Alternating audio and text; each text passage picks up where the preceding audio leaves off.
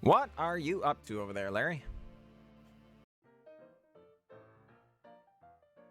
Greetings, everyone. I am glad that you are here, and I am glad to be here.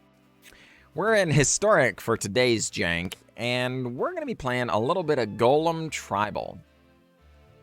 I was looking at Master Splicer, and this is a pretty strong card in the abstract. It's admittedly a 4-mana 1/1, but it does come with a 3/3 Golem artifact creature token, so that's really 4 power and toughness for 4 mana. But wait, there's more. Golem creatures you control get +1/+1. So really, it's 5 power and 5 toughness, as long as Master Splicer survives, across 2 separate bodies for 4 mana. Admittedly, not a terrible idea. Or not a terrible rate, please forgive me. So the idea was, I was looking through the client, trying to find other Golem creatures, found some notables. Gingerbrute, Guardian Idol, Solemn Simulacrum specifically. The construct here is actually it's a construct, not a Golem. But really, there weren't a lot of other good Golems. So I was exploring some different possibilities. We ended up going Tempered Steel, but didn't want to go the same way as our last Tempered Steel deck, which included things like Steel Overseer and the like, right? So we decided we're going to go an entirely different direction. We're going to go with Blink shenanigans. So we're using Thassas, Teferi's Time with some Charming Princes, to blink things like specifically Solemn Simulacrum, Master Splicer, and you guessed it, Cavalier of Dawn, which can also create golems, and notably can destroy our own stuff as well. If we want to get 3/3 golems from it. Notably, Thassa is indestructible, so using Cavalier of Dawn to destroy Thassa means she doesn't die because, you know, that's what indestructible means, but you still get the 3/3 golem, right? Or notably, we can destroy our Solemn Simulacrum. We draw a card when Solemn Simulacrum dies, and essentially Solemn Simulacrum will then become a 3/3 instead of a 2/2, things like that. As well, also notable that when Cavalier of Dawn dies, it brings back an artifact. So a number of our different golems here, notably Solemn Simulacrum mostly, will all come back from the bin. To fill in around the rest of the deck, yeah, I mean, Tempered Steel giving all our artifacts +2/+2, Karn for card advantage, and to create construct creatures, admittedly not golems, but still okay. And then, of course, Settle the Wreckage to clean up for when we get behind playing nonsense. So without further ado, let's go ahead and see how it plays, shall we? All right, folks, let's keep this. Hopefully the Guardian, or the Charming Princes, will allow us to scry into our payoffs. Admittedly, we've built this deck entirely around Golem Splicer. We're on our 4th match now, and I haven't seen one yet.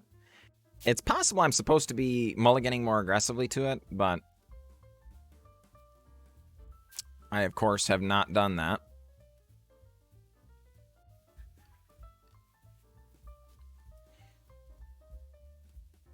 We're kind of paying the price here. I went with the Plains instead of the Hallowed Fountain on turn 1. Likely might end up having to shock that in later because of this. Not real excited about that. Not a huge punt, but definitely not the sort of thing, you know, that you ought to be doing, right? All right, Karn Sign of Urza. We're going to go ahead and tick up. Can we please get our important cards, please? All right, our opponent does not want us to have Tempered Steel. This is not surprising. So we're going to scry. Hey, Master Splicer, there we go. I was just complaining about that card.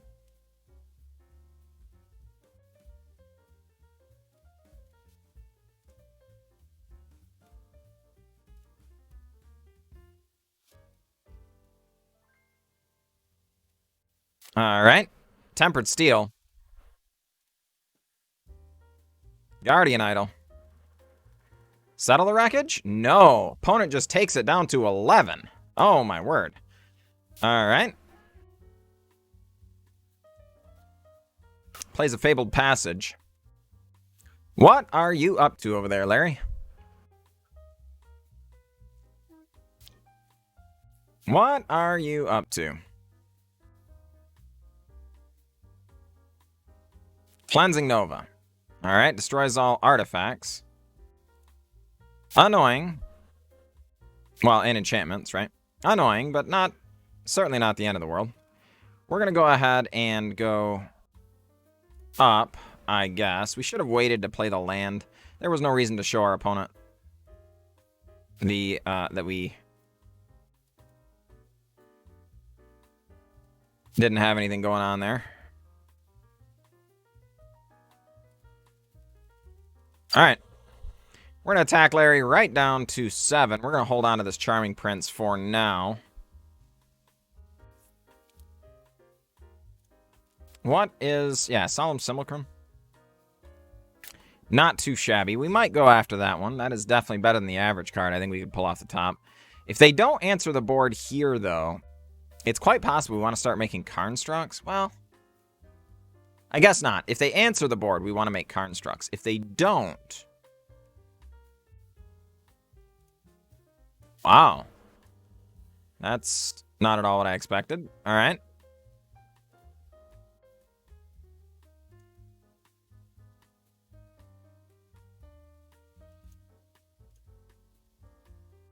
All right, we're going to draw a new card. We did not want that. All right, so we're attacking with everybody. If our opponent doesn't block the 4/4, they die. Yeah.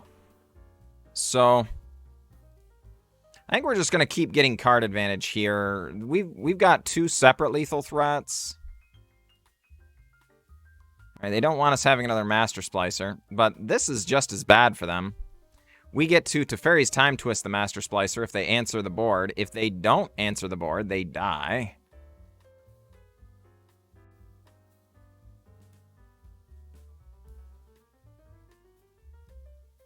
So our opponent's in a pretty nasty spot here.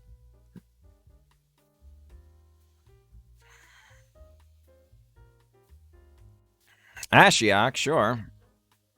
We are not interested in searching our deck anyhow, let me tell you.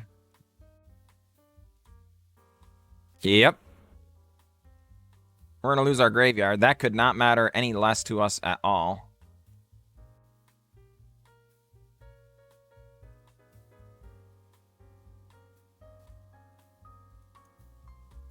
All right. We're going to do this right now. Because this is going to make 4 separate lethal threats. And they only have 2 mana here, right?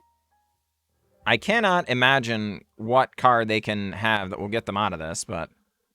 well, all right. We came here to Tempered Steel. We're going to Tempered Steel, right? But I think that does borderline on BM, so a little bit of an apology to our opponent, Larry, but... you know. Opponent does have the Revitalize. That's, not nothing, but that is not enough either. Good game, Larry. Good game.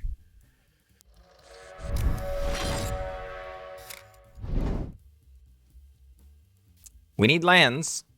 I don't know why I have to keep saying that. We have plenty of lands in the deck, but here we are.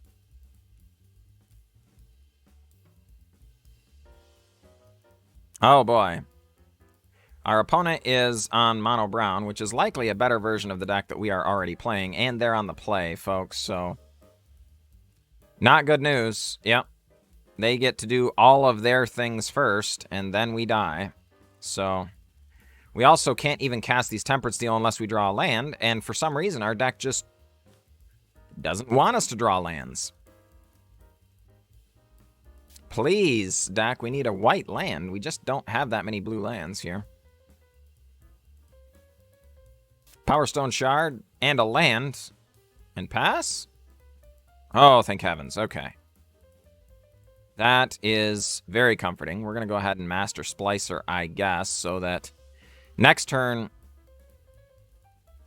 we can swing with a whole bunch of folk that are pretty large because of Tempered Steels getting smashed down onto the table. Another Power Stone Shards. These are now tapping for 2 each. 2, 4, 6, 7, 8, 9, 10, 11. Our opponent has more than enough mana for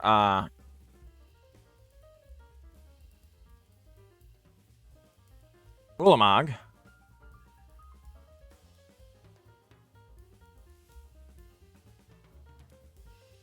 But it's Ugin instead. Sure.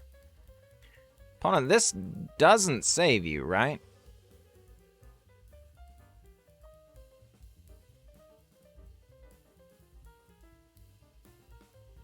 Because for... Oh, no, okay. Okay, from their perspective, it could save them. Yeah.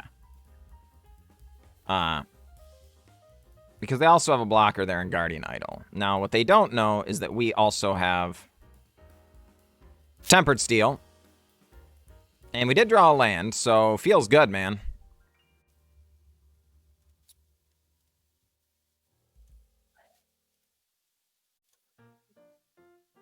Yep.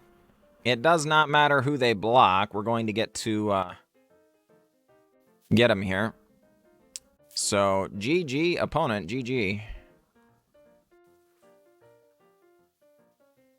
Yay! I was very worried. Their list is going to be a lot more finely tuned than ours, but turns out, despite them being on the play, we were able to get the win. So that much definitely feels good. Definitely pleased about that win. One of the catches to Ugin's -X is that it only exiles X or less that is 1 or more colors, folks. So all of our colorless stuff survives. Now, that was still good enough to sweep away our Master Splicer and Tempered Steel, but it is relevant that, you know, things that aren't 1 or more colors get to hang out. So good game, opponent, good game. All right, ladies and gentlemen, we are up against Prince Harry. Good luck, Prince Harry. We're going to keep this, and oh,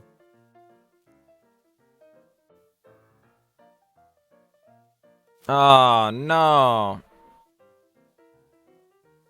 Our hand automatically just looks abysmal now.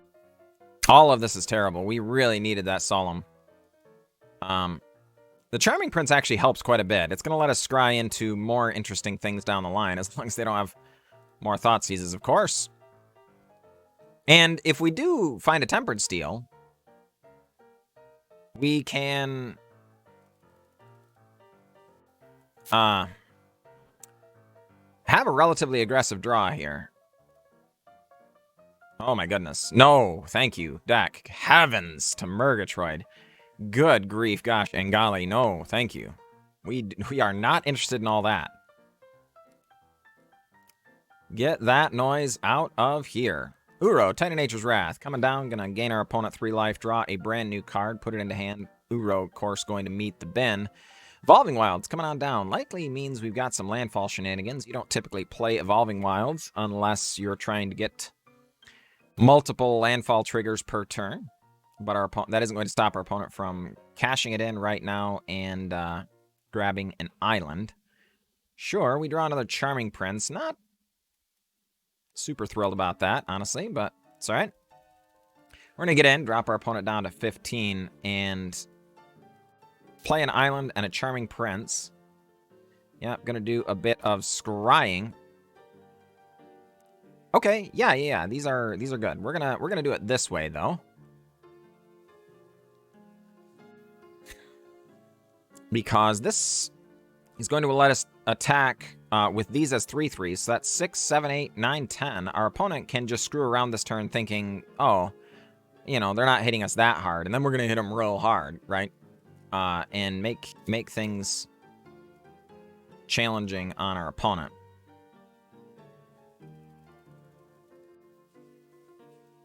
Yep, down to 5. Now, of course, we're not expecting this to just work, right? We're expecting our opponent to probably like Extinction Event or something, but these are of different Rarities. Oh.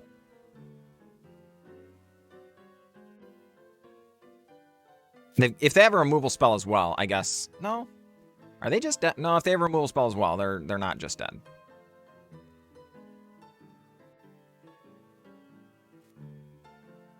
No, I think they are, because we have the Basri.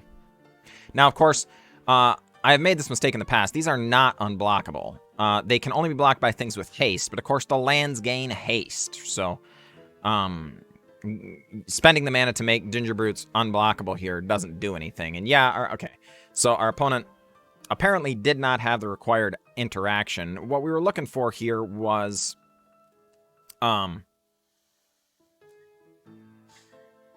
we attack with these two. And if one of the cards in their hand was, let's say, a Heartless Act, where they could kill the other Gingerbrute. They block a Gingerbrute, they kill the other Gingerbrute, take 4, down to 1, and then, you know, next turn they animate a land, maybe have another removal spell or whatever, and fight the good fight. As it is, we Basri Ket plus on Charming Prince. Now we're attacking with lethal a whole bunch of ways, right? So this Charming Prince, the second Charming Prince, is always going to be a 2-2, but it's always going to get through. They just don't have enough mana. So they block a 3-3 here. We're still attacking with 2 3-3s and a 2-2. They remove the other 3-3. We're still attacking with a 3-3 and a 2-2. And while I'm not great at math, that does add up to 5. So GG, opponent. GG.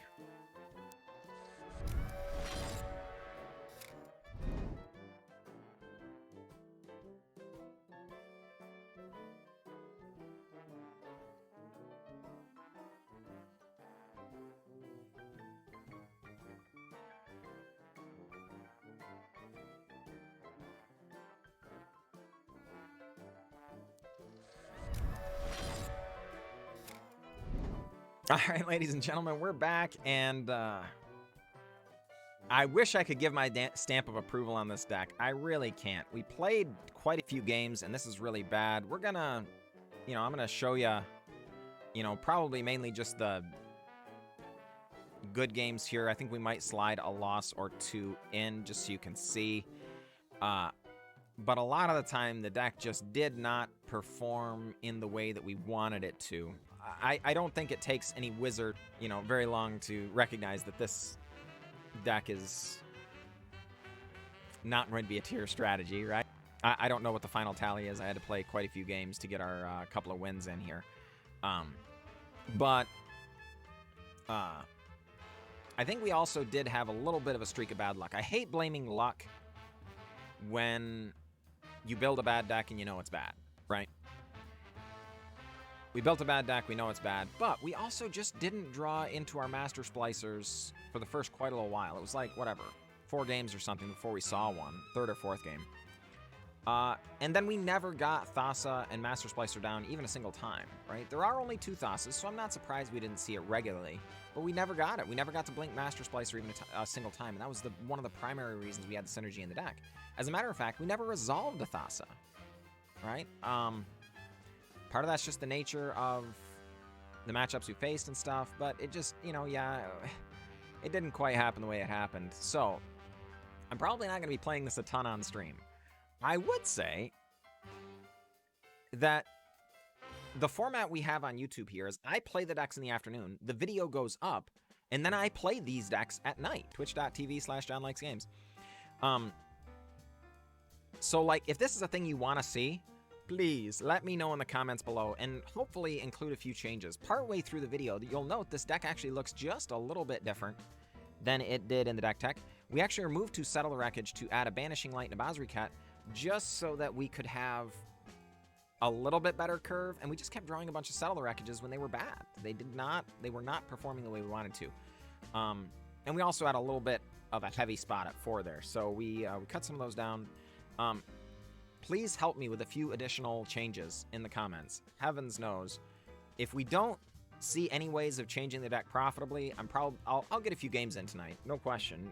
We'll play a little bit of it, but I probably won't play it the whole night like I normally do because, geez, it was not very good. So we learned maybe Golem Tribal isn't the best currently in Historic. Maybe in the future we'll get some more Splicer effects. Maybe we'll go back to Mirrodin or something like that. Would be very cool. Get some more Splicer effects, and then if we can buff these 3/3s in other ways, or maybe even just see some better golems, maybe we can. Because again, I hold to the fact that Master Splicer should be pretty okay. All that being said, do please remember to like and share and subscribe and all that kind of stuff. You can really help the channel if you do that, and I appreciate it. That said, I'll catch you all next time.